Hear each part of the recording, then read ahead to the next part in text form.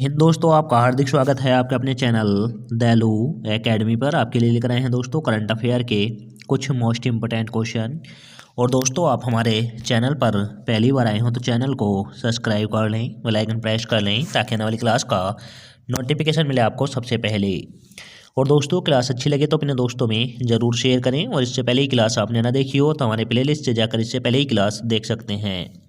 और दोस्तों, हमारे चैनल पर आपको सुबह 6 बजे डेली करंट अफेयर के टॉप 15 क्वेश्चन मिल जाया करेंगे। तो दोस्तों, हमारे चैनल को सब्सक्राइब कर लें। और दोस्तों, हमारे चैनल पर आपको डेली करंट अफेयर मिलती है तो दोस्तों सब्सक्राइब जरूर कर लेना और हमें सपोर्ट करना। आगे आने वाले एग्जामों में आपको हमारी क्लासें मदद करेंगी। तो चलते हैं दोस्तों आज की क्लास के पहले प्रश्न की तरफ। जैसे कि आज की क्लास का पहला प्रश्न है, किस देश ने बाल विवाह को समाप्त करने के लिए बाल विवाह मुक्त अभियान शुरू किया है? तो दोस्तों किस देश ने बाल विवाह को समाप्त करने के लिए बाल विवाह मुक्त अभियान शुरू किया है? तो दोस्तों यह शुरू किया है नेपाल देश ने। यह नेपाल देश ने किया है। तो दोस्तों इसका राइट आंसर हो जाएगा ऑप्शन नंबर डी। बाल विवाह से मुक्त होने के लिए बाल विवाह मुक्त अभियान शुरू किया है नेपाल देश ने। और दोस्तों नेपाल की राजधानी काठमांडू है, मुद्रा रुपया है। यहाँ पर जिक्र हुआ है अपने देश भारत का भी। तो दोस्तों भारत की राजधानी नई दिल्ली है, मुद्रा रुपया है। यहाँ पर जिक्र हुआ है दोस्तों बांग्लादेश का भी। तो दोस्तों बांग्लादेश की राजधानी ढाका है, मुद्रा टका है। यहाँ पर जिक्र हुआ है भूटान का। तो दोस्तों भूटान की राजधानी थिम्पू है, मुद्रा नेगल ट्रम है। अब चलते हैं अगले प्रश्न की तरफ। जैसे कि अगला प्रश्न है, एसोचैम के नए महासचिव के रूप में किसे नियुक्त किया गया है? तो दोस्तों एसोचैम के नए महासचिव के रूप में किसे नियुक्त किया गया है? तो दोस्तों ये किया गया है मनीष सिंघल को। मनीष सिंघल को किया गया है। तो दोस्तों इसका राइट आंसर हो जाएगा option number C. Option number C is right answer. अब चलते हैं अगले प्रश्न की तरफ। जैसे कि अगला प्रश्न है, 2024 विश्व बैलेटिज शतरंज चैंपियनशिप का खिताब किसने साझा किया है? तो दोस्तों 2024 विश्व बैलेटिज शतरंज चैंपियनशिप का खिताब किसने साझा किया है? तो दोस्तों ये किया है मैग्नस कार्लस और इयान नेपोमिंची ने किया है। तो दोस्तों इसका राइट आंसर हो जाएगा option number B. Option number B is right answer. अब चलते हैं अगले प्रश्न की तरफ। जैसे कि दोस्तों अगला प्रश्न है, विश्व परिवार दिवस प्रति वर्ष किस तारीख को मनाया जाता है? तो दोस्तों विश्व परिवार दिवस 1 जनवरी को मनाया जाता है। तो दोस्तों इसका राइट आंसर हो जाएगा ऑप्शन नंबर ए।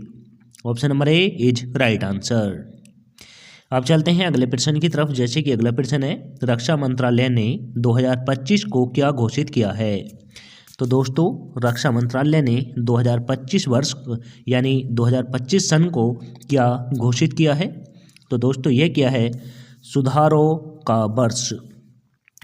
का वर्ष घोषित किया है। तो दोस्तों इसका राइट आंसर हो जाएगा option number C. Option number C is right answer. अब चलते हैं अगले प्रश्न की तरफ। जैसे कि अगला प्रश्न है, किस भारतीय राज्य ने देश के पहले ग्लास सी ब्रिज का अनावरण किया है? तो दोस्तों भारत के किस राज्य ने पहले ग्लास सी ब्रिज का अनावरण किया है? तो दोस्तों ये क्या है तमिलनाडु राज्य ने। तमिलनाडु राज्य ने किया है। तो दोस्तों यह एक शीशे का बना हुआ ब्रिज होगा। और दोस्तों इस पर जैसे कि आपने काफ़ी सारी वीडियोज़ में देखा होगा वो चटक जाता है और इस पे टूरिस्ट को आकर्षण करने के लिए यह बनाया जाता है। तो दोस्तों यह बनाया है तमिलनाडु राज्य ने। तो दोस्तों तमिलनाडु का जिक्र हुआ है। तमिलनाडु की राजधानी दोस्तों चेन्नई है। केरल की राजधानी त्रिवेंद्रपुरम है। कर्नाटक का भी जिक्र हुआ है दोस्तों। कर्नाटक की राजधानी बेंगलोर है। और दोस्तों बेंगलोर के बारे में आपको बता दूं, बेंगलोर को सिलिकॉन वैली कहा जाता है। और दोस्तों बेंगलोर को अंतरिक्ष का शहर भी कहा जाता है। तो दोस्तों यह दोनों जानकारी आप याद रखना। आंध्र प्रदेश की राजधानी दोस्तों हैदराबाद है। अब चलते हैं अगले प्रश्न की तरफ। जैसे कि अगला प्रश्न है, किस देश ने 2025 में पर्यटन बुनियादी ढांचे को समर्थन देने के लिए आवास लागत पर 1% पर्यटक का लागू किया है? तो दोस्तों यह क्या है? रूस ने, यह रूस ने किया है। तो दोस्तों इसका राइट आंसर हो जाएगा ऑप्शन नंबर सी।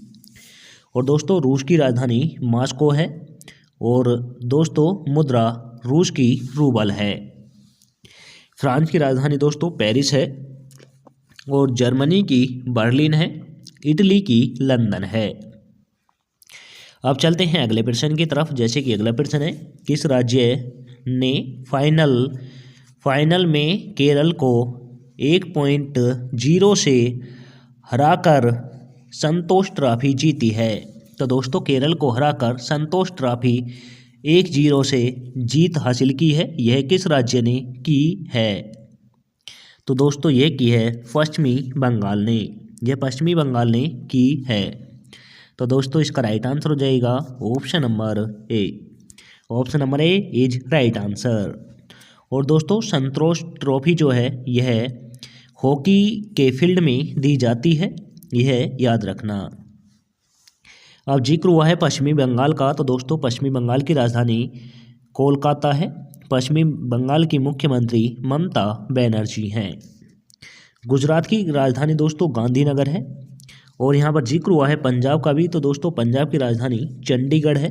तमिलनाडु का जिक्र हुआ है, तमिलनाडु की राजधानी चेन्नई है। अब चलते हैं अगले प्रश्न की तरफ। जैसे कि अगला प्रश्न है, हाल ही में UIDAI के CEO के रूप में किसने पदभार ग्रहण किया है?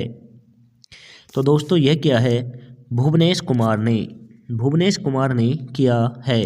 तो दोस्तों इसका राइट आंसर हो जाएगा option number D. Option number D is right answer.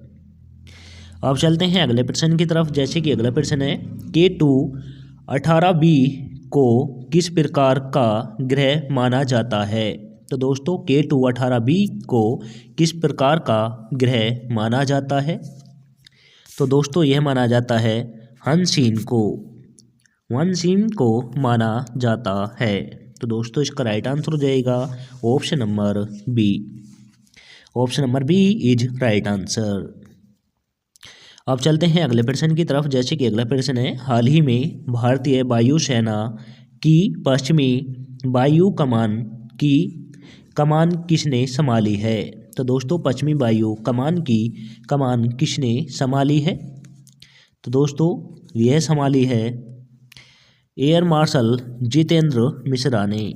Air marshal Jitendra Mishra ने वायुसेना की पश्चिमी कमान संभाली है। तो दोस्तों इसका राइट आंसर हो जाएगा option number A. Option number A is right answer. अब चलते हैं अगले प्रश्न की तरफ। जैसे कि अगला प्रश्न है, कौन सा देश 1 जनवरी 2025 से चेहरा ढकने पर प्रतिबंध लगा रहा है और पेंशन वृद्धि लागू कर रहा है? तो दोस्तों चेहरा ढकने पर 1 जनवरी से रोक लगा दी गई है और पेंशन वृद्धि लागू कर दी गई है। तो दोस्तों यह किस देश में की गई है? तो दोस्तों ये की गई है स्विट्जरलैंड में। यह स्विट्जरलैंड में की गई है। तो दोस्तों इसका राइट आंसर हो जाएगा option number D. Option number D is right answer.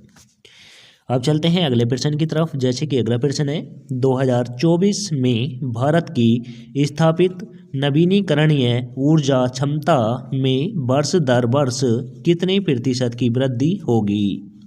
तो दोस्तों यह होगी 14% की होगी। तो दोस्तों इसका राइट आंसर हो जाएगा option number A B. Option number B is right answer. और दोस्तों इसी के साथ आज की क्लास समाप्त होती है। आपको क्लास कैसी लगी कमेंट करके ज़रूर बताएं। क्लास अच्छी लगी हो तो दोस्तों अपने दोस्तों में ज़रूर शेयर करें। चैनल पर पहली बार आए हो तो दोस्तों चैनल को सब्सक्राइब कर लें। मिलेंगे दोस्तों नेक्स्ट क्लास के साथ। जय हिंद, वंदे मातरम।